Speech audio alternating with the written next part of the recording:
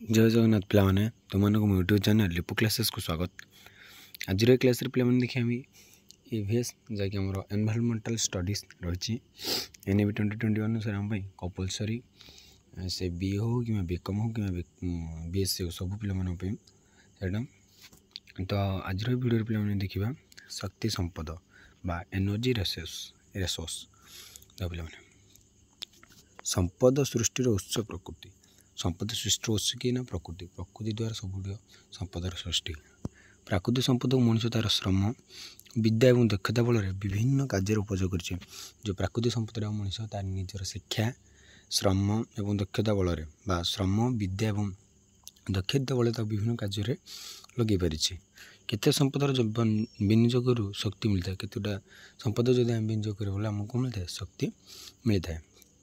आधुनिक सभ्यतार मापकाठी हो सकती आधुनिक जो सभ्यता आम चली तार सभ्यतार मापकाठी कौन पे मैंने शक्ति जो देश जिते अधिक परिमाण शक्ति उत्पादन करे जिते अधिक शक्ति विनियोग करे से देश से उन्नत कौन कहला पे मैंने जो देश जिते शक्ति परिमाणर जिते परिमाणर शक्ति उत्पादन करे जिते परिमाणर शक्ति से विनियोग करे से देशटा से ही उन्नत बुझिपारे ना पे मैंने जी जी शक्ति उत्पादन कर प्रयोग करवाला सी ही से उन्नत। ताल देखिए आम पे शक्ति को आम के भाग विभक्त करना शक्ति को आम प्रधानतः दुई भाग विभक्त कर कौन कौन जो हूँ नवीकरण शक्ति आ गए अनवीकरण शक्ति। प्रथम पे आम जाना नवीकरण शक्ति कौन यह एक शक्तिर अफुरंत भंडार सौर शक्ति जल शक्ति पवन शक्ति आदि को आम नवीकरण शक्ति बोली कह नवीकरण यह सब अफुरंत माने पूरा आम फुल कर आगु पूरा है रही आम सौर शक्ति माने तो फुल कर कि ना कि जल शक्ति की ना ये पवन शक्ति आम माने जल फुल कर के भी नुह ये अफुरंत मान फुल आने पूरण कर किंतु अनवीकरण ये शक्तिर उत्स सीमित अर्थात दिने ना दिने ये शक्तिर उत्स शेष हो शक्तिर उत्स पे मैंने कौन जो नवीकरण शक्तिर उत्स आउ थे आम कर कितु यहाँ माने कौन कल पे मैंने जिते यूज कल भी सरना भाई शक्ति गोटे अफुरंत भंडार बा के सरना अफुरंत माने के सरना किंतु ये ना ये शक्ति जो अनवीकरण शक्तिर उत्स गुड़िक सीमित बा कम जी परिमाण रहा कथा से परिमाण रही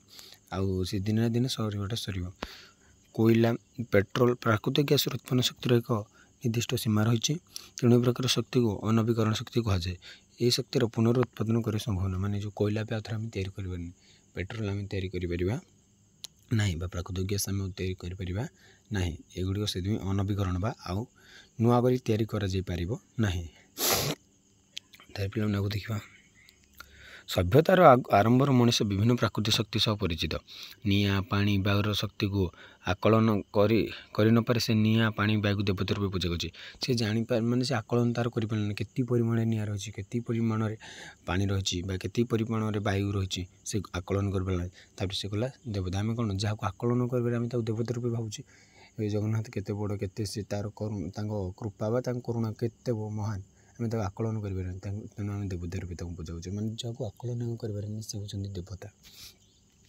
जैकि आगुरी प्राचीन सभ्यतार आम जड़ित पर से समस्त शक्ति अख्तियार आनी निजर दैनंदिन कार्य उपयोग कला से निजर अख्तियार को आनला दैनंदिन कार्य लगे पे मैंने निआ पानी वायु तीन आम डेली यूज कर डेली किसी न यूज कले भी तीन जो यूज खाए आम चुली कि गैस दरकार जहाँकि निआ द्वारा खाद्य से माने जो सिझिकी तार खाद्य से परिणत हो देन पानी पानी तो आम जानी पानी आवश्यकता कौन वायु आम तो गोटे सेकेंड जब वायु छाड़ी ना आम गोटे सब पलटि जा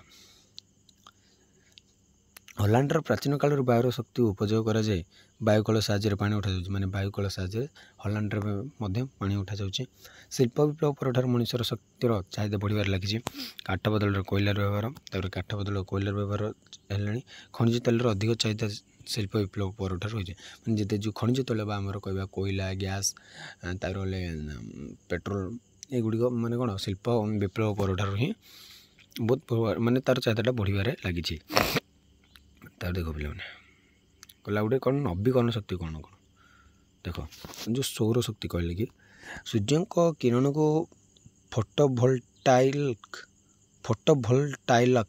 ସେଲ୍ ବା ଆଲୋକ ଶୋଷି ପାରୁଥିବା କୋଷ ମାଧ୍ୟମରେ ଶୋଷଣ କରି ତାକୁ ଯେବେ ଶକ୍ତିରେ ପରିଣତ କରିଥାଏ ସେହି ଶକ୍ତିକୁ ଆମେ ସୌରଶକ୍ତି କହିଥାଉ। ସୌରଶକ୍ତି କାହାକୁ କୁହାଯାଏ? ଯେତେବେଳେ ସୂର୍ଯ୍ୟର କିରଣକୁ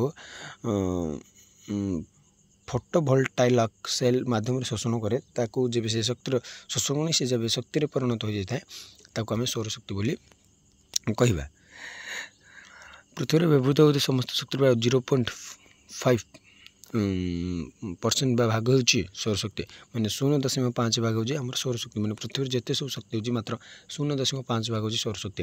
ଏହି ଶକ୍ତି ପ୍ରଦୂଷଣ ମୁକ୍ତ, ଏହି ଶକ୍ତିରେ ପ୍ରଦୂଷଣ ନାହିଁ। ଅନେକ ଘର କଣ କାର୍ଯ୍ୟ ଯେପରି ପାଣି ଗରମ କରିବା, ରୋଷେଇ ଆଦି କାର୍ଯ୍ୟ ସୌରଶକ୍ତି ଦ୍ୱାରା ହେଉଛି। ମାନେ ଆମେ ପାଣି ଗରମ କରିବା ହେଉ ବା ରୋଷେଇ କାର୍ଯ୍ୟ ହେଉଛି ସୌରଶକ୍ତି ଦ୍ୱାରା ହିଁ ହେଉଛି। କିନ୍ତୁ ସେ ସୌରଶକ୍ତିଟା ଆମର ସୌରଶକ୍ତିରୁ ଆସିପାରୁନି, ଆମେ ଯେଉଁ କାଠ ଦ୍ୱାରା ଦେଉଛେ ସେଇଟା ଯେଉଁ ଗରମଟା ସେଇଟାରେ ହିଁ ଆମର ରୋଷେଇଟା ହେଉଛି।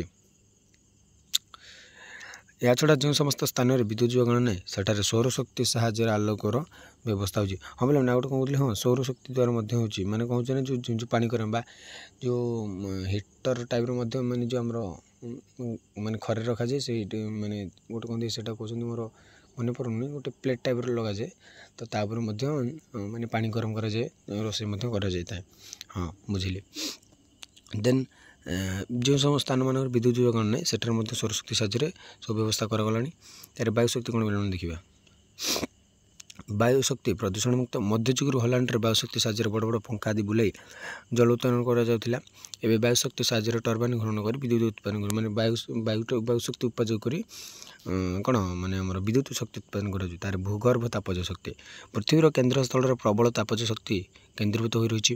ଏହି ତାପ ଫଳରେ ଭୂଗର୍ଭର କେନ୍ଦ୍ରରେ ସମସ୍ତ ଦ୍ରବ୍ୟ ତରଳ ଅବସ୍ଥା ରହିଛି। ଭୂଗର୍ଭର ସବୁ ଜିନିଷ ବା ସମସ୍ତ ଦ୍ରବ୍ୟ ତରଳ ଅବସ୍ଥା ରହିଛି। କୌଣସି କାରଣରୁ ପୃଥିବୀର ପୃଷ୍ଠଦେଶରେ ଫାଟ ଦେଖାହେଲେ କେନ୍ଦ୍ରରେ ଥିବା ତରଳ ପଦାର୍ଥ ପଦାକୁ ବାହାରେ। ଯଦି କୌଣସି କାରଣରୁ ପୃଥିବୀର ପୃଷ୍ଠଦେଶ ଯଦି ଫାଟ ଦେଖାଗଲା ତ ସେଇ ତରଳ ପଦାର୍ଥ ପୃଥିବୀର ବାହାରକୁ ବାହାରି ଆସେ। ଏହି ତରଳ ପଦାର୍ଥକୁ ଲାଭା କୁହାଯାଏ, ଯାହାକୁ ଆମେ ଲାଭା ବୋଲି କହିଥାଉ। ସେ ଲାଭାଟା ଯଦି ପୃଥିବୀର କ'ଣ ଯଦି ଫାଟ ଦେଖାଗଲା ତ ସେଇଟା ବାହାରକୁ ବାହାରି ଆସେ। ଯେଉଁ ବାଟ ଦେଇ ଏହା ବାହାରେ ତାକୁ ଆଗ୍ନେୟଗିରି କୁହାଯାଏ। ଯେଉଁ ରାସ୍ତା ଦେଇ ସେଇଟା ବାହାରେ ତାକୁ ଆମେ କହିବା ଆଗ୍ନେୟଗିରି।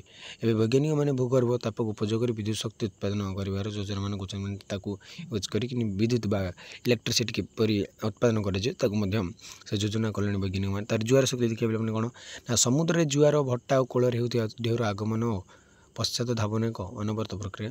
ଢେଉର ଆଗମନ ଓ ପଶ୍ଚାତ ଧାବନର ଯେଉଁ ଶକ୍ତି ଉତ୍ପାଦିତ ହୁଏ ତାକୁ ଆମେ ଟାଇଡାଲ୍ ଏନର୍ଜି ବା ଜୁଆର ଶକ୍ତି କୁହାଯାଏ। ଟାଇଡାଲ୍ ଏନର୍ଜି ବା ଜୁଆର ଶକ୍ତି ବୋଲି ଆମେ କହୁ। ଫ୍ରାନ୍ସ, ଇଂଲଣ୍ଡ, ରୁଷିଆ ପ୍ରମୁଖ ଦେଶ ଢେଉର ଶକ୍ତି ବ୍ୟବହାର କରି ବିଦ୍ୟୁତ୍ ଉତ୍ପାଦନ କରିବାରେ ସକ୍ଷମ ହୋଇଛନ୍ତି। ଏମାନେ ମଧ୍ୟ ଜୁଆର ଶକ୍ତି ଉପଯୋଗ କରି ଆମର ବିଦ୍ୟୁତ୍ ଉତ୍ପାଦନରେ ସକ୍ଷମ ହୋଇଛନ୍ତି। ତା'ର ଜୈବ ବର୍ଜ୍ୟବସ୍ତୁର ଶକ୍ତି। ଗୋବର ଏକ ପଚନ ଟାଙ୍କି ରଖିଲା ପରେ ସେଥିରୁ ଯେଉଁ ଗ୍ୟାସ୍ ନିର୍ଗତ ହୁଏ ତାକୁ ଆମେ ଗୋବର ଗ୍ୟାସ୍ କହିଦେଉ। ତ ଗୋବର ପଚିବା ପାଇଁ ରଖିଥାଏ ସେଠୁ ଯେଉଁ ଗ୍ୟାସ୍ଟା ହେଲେ ତାକୁ ଆମେ ଗୋବର ଗ୍ୟାସ୍ ବୋଲି କହୁ। ଏହି ଗ୍ୟାସ୍ ଦ୍ୱାରା ରୋଷେଇ ହୋଇପାରେ, ଆଲୋକ ବି ଜଳିପାରେ। ମାନେ ରୋଷେଇ ଓ ଆଲୋକ ବହୁତ ୟୁଜଫୁଲ୍ ଜିନିଷଟା ଗୋଟେ। ଗୋବର ଛଡ଼ା ଅନ୍ୟ ବର୍ଜ୍ୟବସ୍ତୁ କମ୍ପୋଷ୍ଟ କରାଯାଏ, ସେଥିରୁ ଉତ୍ପନ୍ନ ଗ୍ୟାସ୍କୁ ବିଭିନ୍ନ କାର୍ଯ୍ୟରେ ବ୍ୟବହାର କରିବାର। ତା ଛଡ଼ା ଅନ୍ୟ ବର୍ଜ୍ୟବସ୍ତୁକୁ ମଧ୍ୟ କମ୍ପୋଷ୍ଟ କରାଯାଏ। ଆମେ ତାକୁ ଗୋବର ଗ୍ୟାସ୍ ରୂପେ ବା ଅନ୍ୟ ଗ୍ୟାସ୍ ରୂପେ ଆମେ କାଢ଼ି ତାକୁ ବିଭିନ୍ନ କାର୍ଯ୍ୟରେ ଆମେ ବିନିଯୋଗ କରିପାରିବା। ତା ଅନବୀକରଣ ଶକ୍ତି କ'ଣ କ'ଣ ବୋଲି ଦେଖ। କୋଇଲା, ଖଣିଜ ତେଲ, ପ୍ରାକୃତିକ ଗ୍ୟାସ୍ର ଉତ୍ପନ୍ନ ଶକ୍ତି ହେଉଛି ଅନବୀକରଣ ଶକ୍ତି। କୋଇଲା ବା ଖଣିଜ ତେଲ ଥରେ ବ୍ୟବହାର ହୋଇଗଲେ ତାହାର ପୁନଃ ଉତ୍ପାଦନ ସମ୍ଭବ ନୁହେଁ। ଯଦି ସେମାନଙ୍କୁ ଆମେ ଥରେ ୟୁଜ୍ କରିଦେଲେ ତ ଆଉ ସେକେଣ୍ଡ ଟାଇମ୍ ତାକୁ ଆମେ ୟୁଜ୍ କରିପାରିବା ନାହିଁ। ତାର ଦେଖ ପିଲାମାନେ କୋଇଲା କ'ଣ କହିଲା। କୋଇଲାରୁ ଉତ୍ପନ୍ନ ଶକ୍ତି ମଣିଷ ସବୁଠାରୁ ଅଧିକ ବ୍ୟବହାର କରିଥାଏ। କୋଇଲାରୁ ଯେଉଁ ଉତ୍ପନ୍ନ ଶକ୍ତି ରହିଛି ସେଇଟାକୁ ମଣିଷ ବେଶୀ ବ୍ୟବହାର କରିଥାଏ। କୋଇଲାରୁ ଗ୍ୟାସ୍, ଆଲକାତାରା, ପିଚୁ, ଏମୋନିଆ, କୃତ୍ରିମ ରଙ୍ଗ, ସାର ଆଦି ପଦାର୍ଥ ଉତ୍ପନ୍ନ ହୋଇଥାଏ। କୋଇଲାରେ ଥିବା କାର୍ବନ ପରିମାଣ ହିସାବରେ ନେଇ କୋଇଲାକୁ ପ୍ରଧାନତଃ 4 ଭାଗରେ ବିଭକ୍ତ କରାଯାଏ। କୋଇଲାର ଯେଉଁ କାର୍ବନ ପରିମାଣ ନେଇକି ଆମେ ତାକୁ 4 ଭାଗରେ ବିଭକ୍ତ କରୁ, ଯଥା ଆନ୍ଥାସାଇଟ୍, ବିଟୁମିନ୍ସ, ଲିଗ୍ନାଇଟ୍ ଆଉ ଗୋଟେ ହେଲା ବାଦାମୀ କୋଇଲା। ପିଲାମାନେ କ'ଣ 4 ପ୍ରକାରର ନା ହେଉଛି ଆନ୍ଥାସାଇଟ୍, ବିଟୁମିନ୍ସ, ଲିଗ୍ନାଇଟ୍ ଆଉ ବାଦାମୀ କୋଇଲା। ପୃଥିବୀର ସବୁଠାରୁ ବଡ଼ କୋଇଲା ଭଣ୍ଡାର ଉତ୍ତର ଆମେରିକାରେ ଅବସ୍ଥିତ। ଭାରତର ଝରିଆ, ଗିରିଡ଼ି, ତାଳଚେର ମହାନଦୀ ଉଭୟ ଅଞ୍ଚଳରେ କୋଇଲା ଭଣ୍ଡାରମାନ ସବୁ। ଆମ ଓଡ଼ିଶାରେ ମଧ୍ୟ କୋଇଲା ଭଣ୍ଡାର ରହିଛି। ପ୍ରାକୃତିକ ତେଲ ଓ ଗ୍ୟାସ୍। ଖଣିଜ ତେଲକୁ ତରଳ ସୁନା ବୋଲି ମଧ୍ୟ କୁହାଯାଏ। ଆଧୁନିକ ସଭ୍ୟତା ପେଟ୍ରୋଲ ଓ ଡିଜେଲ ବିନା ଗୋଟିଏ ମୁହୂର୍ତ୍ତ ସଚଳ ରହିପାରିବ ନାହିଁ। ସତ କହିଲେ ଆମକୁ ଯେମିତି କହୁଥିଲେ 1 କିଲୋମିଟର ହେଲେ ମଧ୍ୟ ବାଗିର ଦରକାର ହେଉଛି। ଏକ ହିସାବରୁ ଜଣାପଡ଼ିଛି ପୃଥିବୀରେ 1,35,90,000 ବ୍ୟାରେଲ ତେଲ ସଞ୍ଚୟ। 13,52,590,000 ବ୍ୟାରେଲ ତେଲ ସଞ୍ଚିତ ହୋଇ ରହିଛି। उत्तर अमेरिका गल्फ देश समय सबुठ अधिक तेल संचित हो रही जो समस्त खनि प्राकृतिक तेल निष्कासन करे से ही खनि मानक प्राकृतिक गैस मिले जो आमर प्राकृतिक तेल बाहर से प्राकृतिक गैस मिलता है। प्राकृतिक गैस दहन क्षमता अपरिमित। भारतर गुजरात महाराष्ट्र तमिलनाडु ओडिशार समुद्र उपकूल में गैस भंडार मान सूचना मिली। पाइपलाइन द्वारा प्राकृतिक गैस को दूर दूरांतर पठा जाए मैंने पाइप द्वारा प्राकृतिक गैस दूर को पठा जा पारे। आणविक शक्ति कौन देख पे पृथ्वी में व्यवहृत होता समस्त शक्तिर प्राय 5 भाग आणविक शक्ति मिलता है। आणविक शक्ति उत्पादन सबुठ बड़ समस्या आणविक वर्ज्यवस्तुर उपयुक्त व्यवस्थाकरण। आणविक वर्ज्यु जो तेजस्क्रिय रश्मि बाहर जीवन अपेक्षित माने आणविक शक्ति जो तेजस्क्रिय रश्मिटा बाहर ना से आम जीवन मान बहुत क्षतिकारक। या छड़ा आणविक रिएक्टर मानक कौन कारण दुर्घटना दिले बहुत धन जीवन नष्ट करता है माने बहुत एटा डेंजरियस जिनसटा पे आणविक शक्तिटा। तार विकल्प शक्ति कौन अल्टरनेट एनर्जी सोर्स। दिनक दिन मनुष्यर चाहिदा बढ़ुची जानी पे अनवीकरण शक्ति दिन दिन सरीज तेणु आगामी दिन को आखि रखी विज्ञानी मैंने विकल्प शक्तिर सन्धान लगे तार विकल्प शक्ति कौन हो पाए। पेट्रोलियम व्यवहार कमेगा लगे पेट्रोल बदल इथाइल अल्कोहल व्यवहार है। इलेक्ट्रिक कार सौर शक्ति चालित कार मान व्यवहार आरंभ हो गलानी आम जानी पे इलेक्ट्रिकल प्राय सबुआड़े चलना। संप्रति विज्ञानी मैंने पेट्रो वृक्ष बा जाट्रोपर सन्धान पाइले। ये पेट्रो वृक्ष मान निःसृत क्षीर पेट्रोल मिसाइल अल्प पेट्रोल खर्च हम देख केमती सब आइडिया आसला। आगामी दिन विकल्प शक्ति हो सौर शक्ति। सौर शक्तिटा ही प्राय विकल्प शक्ति रूप में व्यवहार करवा। सौर शक्तिर उपयुक्त व्यवहार और विनियोग कर मनुष्यर शक्ति समस्या अनेकटा लाघव हो पार। अन्य विकल्प शक्ति मध्य रोचे वायु शक्ति जल शक्ति भूतापत शक्ति और आणविक शक्ति है। ये गोटे गोटे आमर विकल्प शक्ति पे मुझे क्लास टी ये रखुच्छी। परवर्ती क्लास में देखा मृत्तिका संपद बा सॉइल रिसोर्स। तो जदि बुझे कौन असुविधा है तो मैं कमेंट माध्यम निहाती जनइबे। रोचे जय जगन्नाथ।